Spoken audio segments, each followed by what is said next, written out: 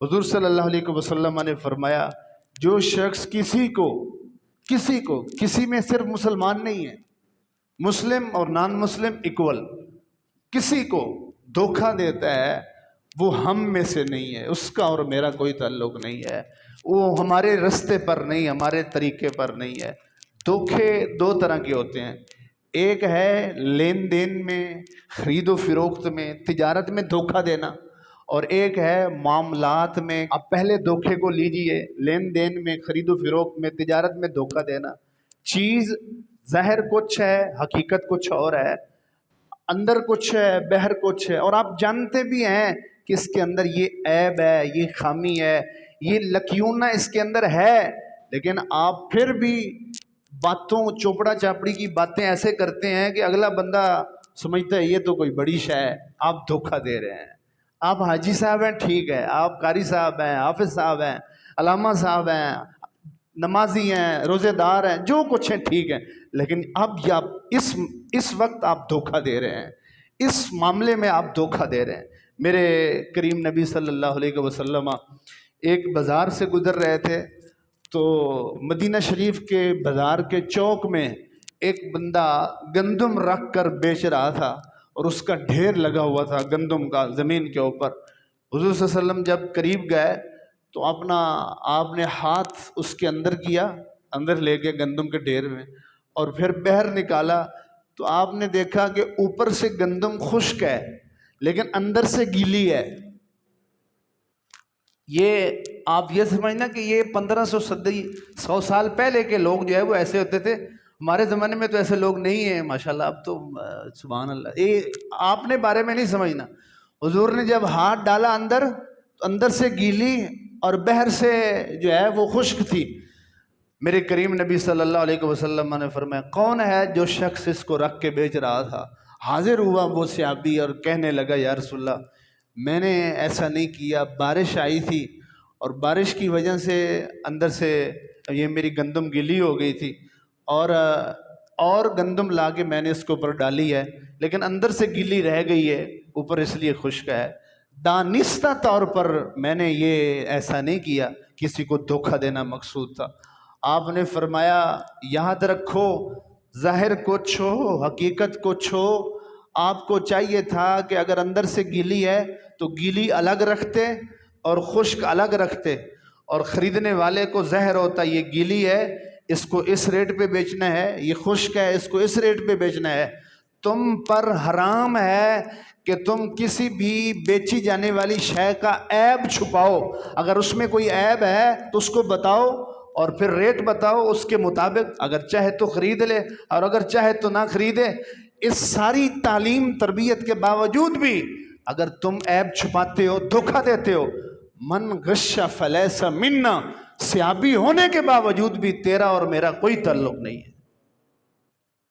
अब एक शख्स है जिसकी सारी ज़िंदगी की कमाई धोखे पर है, और वो धोखे की कमाई पर कमाई करके हुजूर के रोज़े के सामने जाके खड़ा होकर सलाम पेश कर रहा होता है और कहता है, लगियां नहीं मौजां लाई रखी सोनिया, ये तेरा करम है कि बात अब तक बनी हुई है। ये हुजूर का करम है कि तू धोखे से कमाई कर रहा है।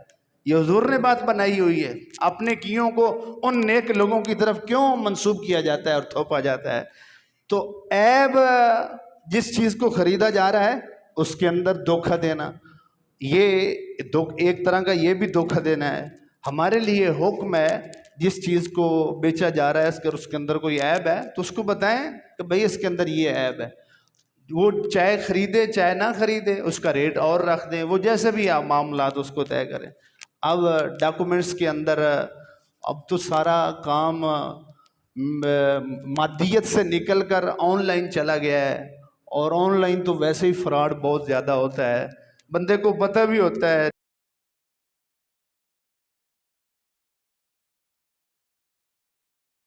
किरदार से धोखा देना, अखलाक से धोखा देना, मामलात में धोखा देना। मेरे करीम नबी सल्लल्लाहु अलैहि वसल्लम ने फरमाया, किसी शख्स के झूठा होने के लिए इतना काफ़ी है कि लोग जो समझते हैं ये तो ऐसा ऐसा है, लेकिन वो ऐसा ना हो अंदर से, तो उसके झूठा होने के लिए इतना ही काफ़ी है। रिश्ता दिखाया जाता है, अंदर कुछ होता है, बात پتہ بعد میں کچھ اور چلتا ہے، چہرہ کچھ ہے، مہرہ کچھ ہے، ظاہر کچھ ہے، باطن کچھ ہے، اور پتہ بھی ہوتا ہے لیکن ہم چھپا دیتے ہیں۔ لیکن مجھے بڑا افسوس ہوتا ہے، جو ابھی میں مثال دینے لگا ہوں، اکثر لوگ کرتے بھی ہیں اور مسئلہ بھی پوچھتے ہیں کہ حرم شریف میں عمرے کے لیے لوگ جاتے ہیں، اور آج کل وہاں کی انتظامیہ نے وہاں ایک پابندی لگائی ہے کہ وہ شخص جو یہاں پر آیا ہے حرم میں، وہ خانہ کعبہ اور حرم شریف جو ہے اس کے سین کعبہ کے اندر، مطاف کے اندر جو سب سے نچلی جگہ، اس میں عمرے کے احرام کے بغیر نہیں جا سکتا۔ اسی کو پرمیشن ہے اندر جانے کی مطاف میں اور سین کعبہ میں، جس نے عمرے کا احرام باندھا ہوا ہے۔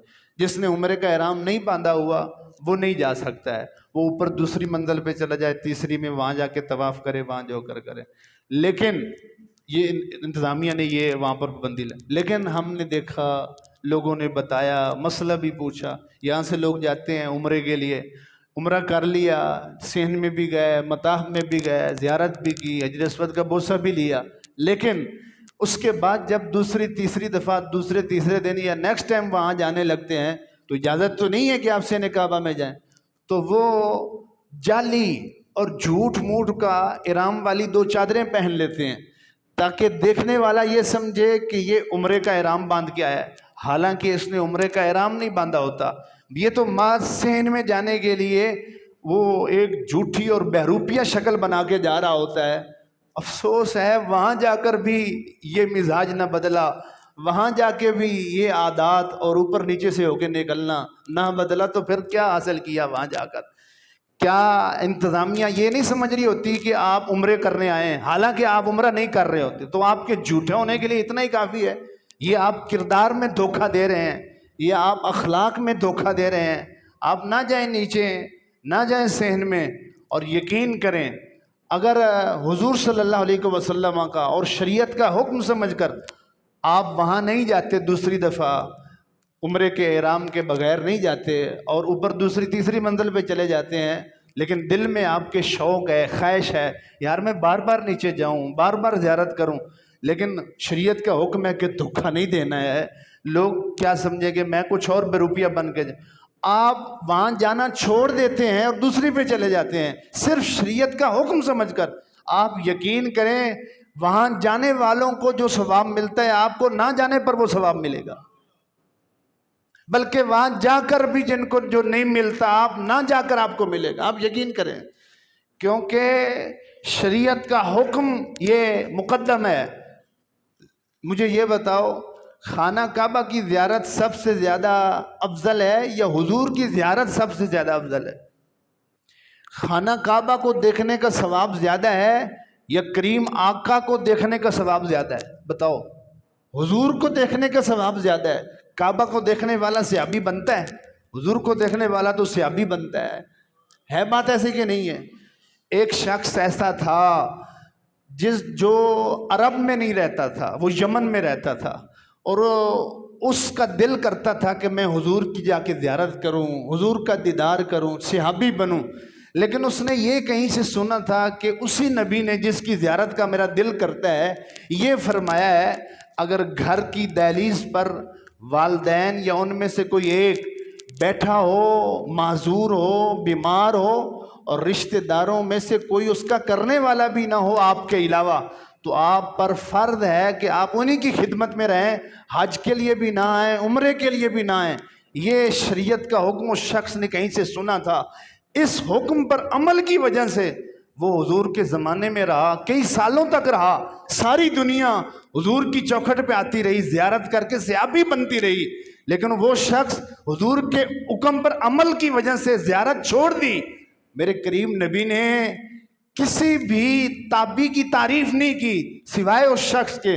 حضور نے فرمایا یمن میں ایک شخص رہتا ہے جس کا نام اویس کرنی ہے، اور صحابہ کی زیارت کرنے والے دنیا میں جتنے بھی لوگ ہوئیں گے سب سے زیادہ وہ بندہ مجھے پسند ہے۔